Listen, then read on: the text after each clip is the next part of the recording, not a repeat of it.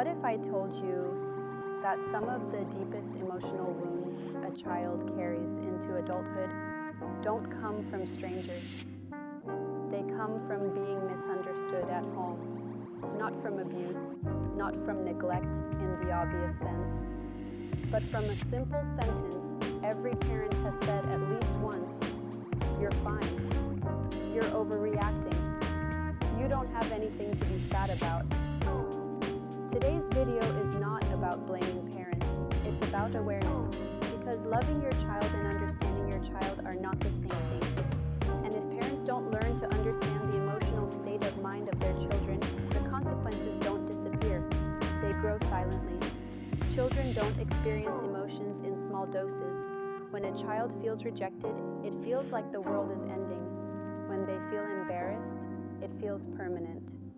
When they feel unheard, it feels lonely in a way adults often forget.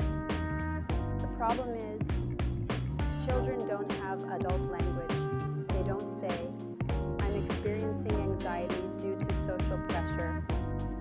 They say, "I don't want to go to school." They don't say, "I feel emotionally invalidated." They say, "You don't care." And when parents don't understand what's behind the behavior, they often respond to the behavior instead of the emotion. Punishing sadness, dismissing fear, correcting tears. But emotions don't disappear when they're ignored. They get buried. And buried emotions always resurface later. When a child feels misunderstood repeatedly, they learn a dangerous lesson. My feelings are a problem. So they stop expressing them. They become easy kids, quiet kids, independent kids. But independence, born from emotional neglect, isn't strength. It's survival.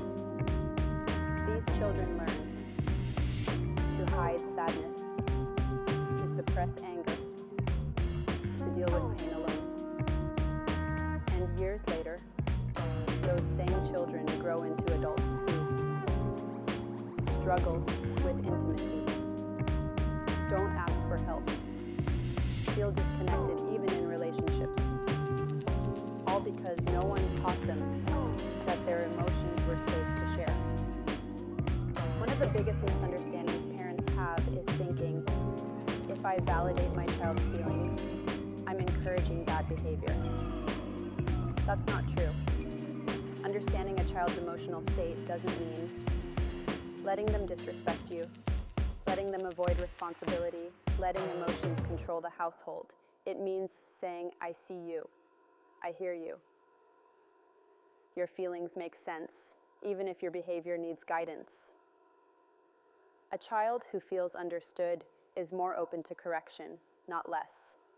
Because correction without connection feels like rejection. The home should be the one place where a child doesn't have to perform. Not strong, not perfect, not mature beyond their years. When parents understand their child's emotional state, they create emotional safety. That safety teaches children how to regulate emotions, how to communicate feelings, how to trust others. Children don't magically learn emotional intelligence at school or online. They learn it by watching how their emotions are treated at home. If emotions are mocked, they learn shame. If emotions are ignored, they learn suppression. If emotions are understood, they learn confidence. One child might cry easily. Another might shut down. One might act out. Another might isolate.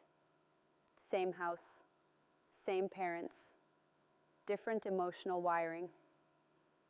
Understanding your child means seeing them as an individual, not comparing them to siblings, cousins, or even your younger self. Saying, "I was never like this at your age," doesn't help a child feel understood. It helps them feel alone. Children who grow up emotionally understood are more likely to communicate openly, handle stress in healthy ways, build strong relationships, trust their own feelings. They don't grow up needing to unlearn emotional survival habits. They grow up knowing, my feelings matter and I matter. And that belief changes everything. To every parent watching this, you don't need to be perfect. You don't need to have all the answers. You just need to be present. Listen more than you lecture. Ask before you assume. Understand before you correct. Because one day your child won't remember every rule you enforced, but they will remember whether they felt heard, whether they felt safe, whether they felt understood. And that emotional memory will shape who they become.